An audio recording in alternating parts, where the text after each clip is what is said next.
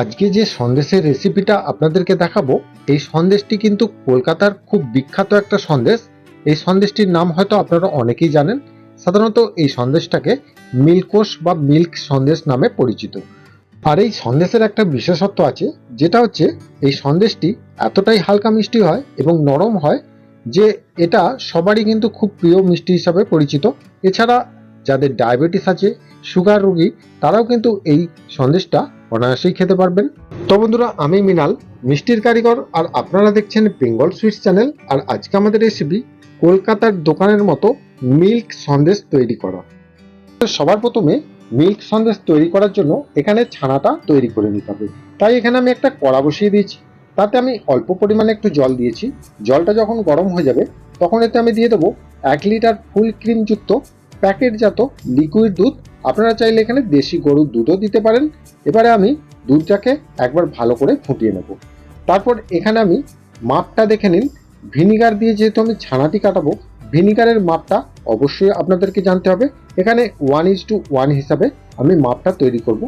এখানে আমি ওই বোতলেরই ছিপি করে 4 ছিপি ভিনিগার নিয়েছি আর 4 ছিপি কিন্তু জল নিয়েছি। তাহলে 1:1 হিসাবে জল আর ভিনিগারের পরিমাণটা এখানে নিলাম।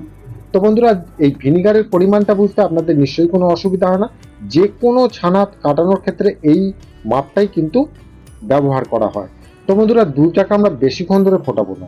দুধটা একবার যেহেতু ফুটবে, ফুটলেই আমি গ্যাসটাকে সঙ্গে সঙ্গে অফ করে দেবো।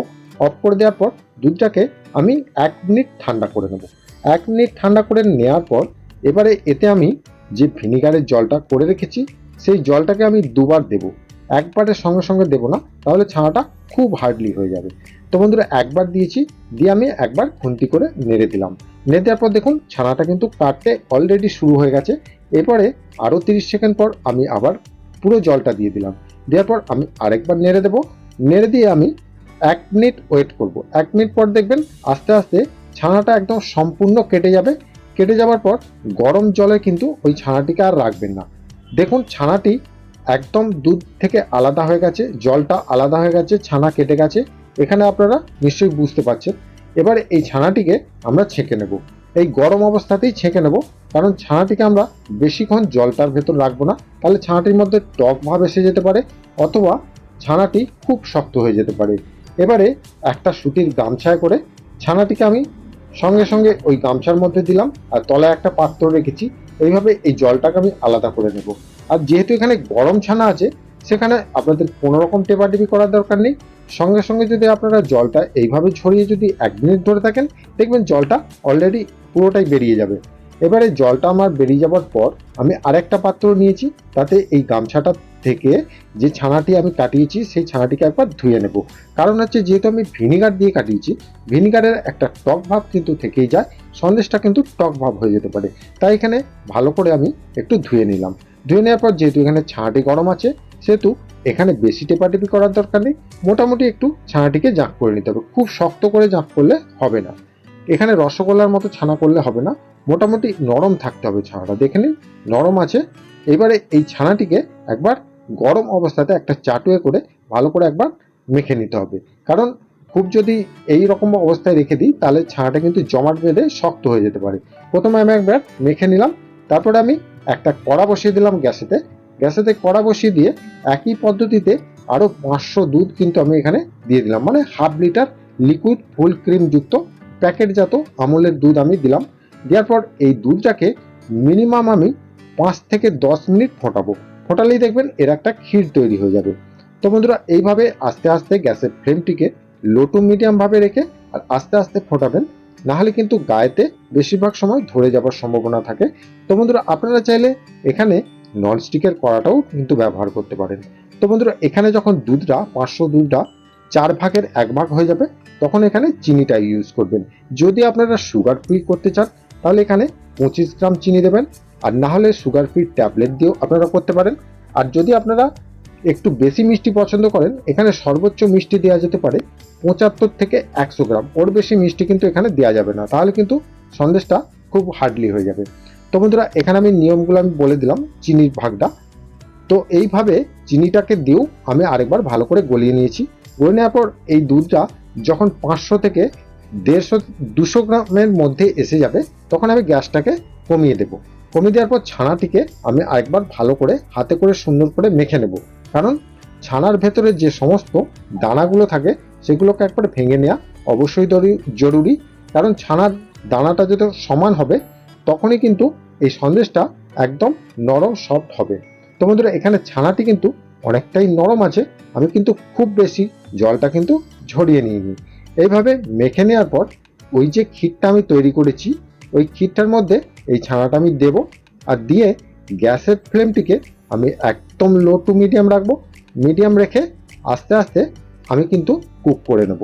তো বন্ধুরা, এখানে একটা গুরুত্বপূর্ণ টিপস আছে, দেখুন এই ছানাটি যখন দুধের মধ্যে দেবেন তখন কিন্তু খুন্তি দিয়ে অনবরত নাড়তে হবে, কারণ এই নাড়াটা কিন্তু যদি আপনারা বন্ধ করে দেন বা থেমে থেমে নাড়েন তাহলে কি হবে, ওই ছানাটা দুধের জলের সাথে ফুটতে শুরু করবে, আর ফুটে গিয়ে ছানাটা আরও হার্ডলি হয়ে যাবে আর জমাট বেঁধে বেঁধে একটা দানা দানা হয়ে যাবে।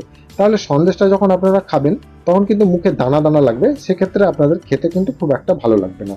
তো বন্ধুরা, এইভাবে যদি আপনারা আরও 10 মিনিট এইভাবে এটাকে কুক করেন তাহলে জানবেন এটা একদম পারফেক্টভাবে রেডি হতে শুরু করবে। আর আপনারা বুঝবেন কি করে যে এটা পারফেক্ট রেডি হয়েছে, সেটা বোঝার জন্য যখন কুক করতে করতে তলা থেকে এইভাবে সন্দেশটা ছেড়ে দিচ্ছে তখনই বুঝে নিতে হবে যে এখানে সন্দেশটা পারফেক্টভাবে রেডি হয়ে গেছে। আর এখানে বেশি ওভার কুকটা করে নেবেন না, তাহলে কিন্তু কড়া পাক হয়ে যাবে। মোটামুটি একটা নরম পাকের সন্দেশের মাপে কিন্তু আপনাদেরকে এই সন্দেশটাকে তৈরি করতে হবে। সেটি বোঝার জন্য যখনই ফার্স্ট স্টেপেই কড়ার তলা থেকে যখন ছেড়ে দিচ্ছে তখনই কিন্তু গ্যাসের ফ্লেমটিকে অফ করে দিয়ে এইভাবে আরও 5 মিনিট কিন্তু নেড়ে নেড়ে ঠান্ডা করে নিতে হবে। করে নিয়ে কড়ার গায়ে মিলে দেবেন, তারপর এতে দিয়ে দেবেন অল্প পরিমাণে একটু গোলাপ জল আর একটু এক্সট্রা ফ্লেভারের জন্য এলাইচি পাউডার। যদি আপনাদের এলাইচি পাউডারের কোনো পছন্দ না হয় তাহলে আপনারা এলাইচি পাউডারটা স্কিপ করে দেবেন। তাহলে এইভাবে আমি আরও কিছুক্ষণ মিলে রাখলাম। মিলে রাখার পর আমি এখানে এর সেটটাকে তৈরি করার জন্য এখানে একটা টিফিন বক্স নিয়েছি। দেখুন, এই টিফিন বক্সে আপনারা ঘি মাখিয়ে দিতে পারেন, অথবা এর উপরে একটা পলিথিন দিয়েও কিন্তু এই সন্দেশের সেটটা তৈরি করে নিতে পারেন। আমি এখানে ঘিটা দিলাম না, এখানে আমি একটা ছোট্ট পলিথিন এর মাপে তৈরি করে নিলাম। করে নিয়ে এর ভেতরে আমি বসিয়ে দিলাম। বসিয়ে দেওয়ার পর এই সন্দেশটিকে আমি হাতে করে দেখলাম যে সন্দেশটা অনেকটাই টেনে গেছে। এবারে এই সন্দেশটিকে আমি খুন্তি করে তুলে নিয়ে ওর মধ্যে দিয়ে ভালো করে সেট আপ করে দেবো। আর এইভাবে আস্তে আস্তে করে এর মধ্যে প্রথমে খুন্তিটা নিয়ে একটু ভালো করে চেপে চেপে দিতে হবে। এখানে চেপে চেপে কেন দিতে বলছি, তাহলে কিন্তু পুরো তলা বা নিচে থেকে ওপর পর্যন্ত পুরো সমান হয়ে যাবে। চেপে চেপে দিয়ে তারপরে হাতে করে একটু সমান করে নেবেন, আর খুন্তি করে লাস্টে চারিদিকটা এইভাবে একটু পালিশ করে দেবেন, তাহলে দেখবেন চারিদিকটা সমান হয়ে গেছে। এইভাবে করে নেবার পর এটিকে আমরা মিনিমাম 2 থেকে 3 ঘন্টা, যদি আপনারা নর্মালভাবে রাখেন তাহলে 3 থেকে 4 ঘন্টা বা 6 ঘন্টা রেখে দেবেন। আর ফ্রিজের মধ্যে রাখলে 1 ঘন্টা থেকে 2 ঘন্টা যদি আপনারা রেখে দেন এটা সেট হয়ে যাবে। এটা সম্পূর্ণ ঠান্ডা করে নিতে হবে, তাহলে কিন্তু এটা হয়ে যাবে। এবারে আমার ঠান্ডা হয়ে গেছে। দেখুন, আমি সাধারণত এটাকে ফাঁকে রেখেছিলাম, রেখে দিয়ে আমি 6 থেকে 7 ঘন্টা পর এটা আমি ব্যবহার করছি। দেখুন, হাত দিয়ে দেখলাম যে অনেকটাই শক্ত হয়ে গেছে। আপনারা ফ্রিজেও রাখতে পারেন, কোনো অসুবিধা নেই। এবারে আমি এটিকে তুলে নেব। দেখুন, আমি একটা ডিশ ওপর দিকে দিয়ে এইভাবে আমি কিন্তু তুললাম। আর এটাকে বেশি টানাটানি করে তুলবেন না, যেহেতু নরম পাকের সন্দেশ, এটা ভেঙে যাওয়ার সম্ভাবনা থাকে। আর এই পলিথিনটা যখন এর ওপর থেকে তুলবেন খুব সাবধানে আস্তে আস্তে করে তুলে নেবেন। এরপর একটা চামচে করে চারিদিকটা আরেকবার ভালো করে এরকম টিপে টিপে দেবেন, তাহলে এটা বসে যাবে। আর এইভাবে একটা ছুরি নেবেন, খুব ধারালো ছুরি নেবেন, নিয়ে এইভাবে পিসটা তৈরি করে দেবেন। আপনাদের পছন্দ মতো বড় সাইজও করতে পারেন বা এর থেকে ছোট করলেও কোনো অসুবিধা নেই। এইভাবে করে নেওয়ার পর দুদিকটাই কিন্তু আমি পিসটা তৈরি করে নিচ্ছি। তৈরিটা হয়ে যাওয়ার পর পিসগুলো, এবারে এতে কিছু ডেকোরেশন আপনাদেরকে করতে হবে, তাহলে সন্দেশটা আরও বেশি লুকটা ভালো আসবে। আর এখানে কেশরটা অ্যাড করলে এই সন্দেশের টেস্টটা কিন্তু খুব ভালো হয়। এর ভেতরে যেহেতু এলাচি পাউডার আছে, তার সাথে ওপরে যদি কেশরটা থাকে তাহলে এর টেস্টটা কিন্তু দ্বিগুণ বেড়ে যাবে। তো বন্ধুরা, এইভাবে আমি কেশরটা দিয়েছি, সব 2-3টে করে দিয়েছি। দেওয়ার পর এতে আমি কিশমিশ আর চেরি ফল এটা দিলেই কিন্তু এর লুকটা সুন্দরভাবে আসবে। যেহেতু সাদা মিষ্টি, তো এখানে চেরি ফলটা দিলে কিন্তু খুব দেখতে ভালো লাগে। করে নেওয়ার পর আমি সুন্দর করে সাজিয়ে নিয়েছি। সাজিয়ে নেওয়ার পর দেখুন, আমার মেয়ে এই সন্দেশটি খেতে খুবই ভালোবাসে। তাই এখানে একটা কেটে দেখাচ্ছি। দেখুন সন্দেশটি কত নরম আর একদম খুব সুন্দরভাবে তৈরি হয়েছে। আপনারা নিশ্চয়ই দেখলে বুঝতে পারছেন। আর আমার মেয়ে কিন্তু এই সন্দেশটা খাচ্ছে। খেয়ে আমার মেয়ে কি বলে দেখুন সন্দেশটা। মেয়ে বলছে খুব সুন্দর হয়েছে। তো এই সন্দেশটা ওর জন্যই আমি এটা করেছি। তো আপনারা যদি এই সন্দেশটা বাড়িতে তৈরি করেন আপনাদেরও কিন্তু খুব ভালো লাগবে, কারণ এই সন্দেশটা খেতে সবারই কিন্তু খুব ভালো লাগে। তো বন্ধুরা, আশা করব এই রেসিপিটা আপনারা একবার হলেও বাড়িতে ট্রাই করে দেখুন। তাহলে এই রেসিপিটা যদি আপনাদের ভালো লেগে থাকে প্রতিবারের মতো আমাকে কমেন্টে জানাতে ভুলবেন না।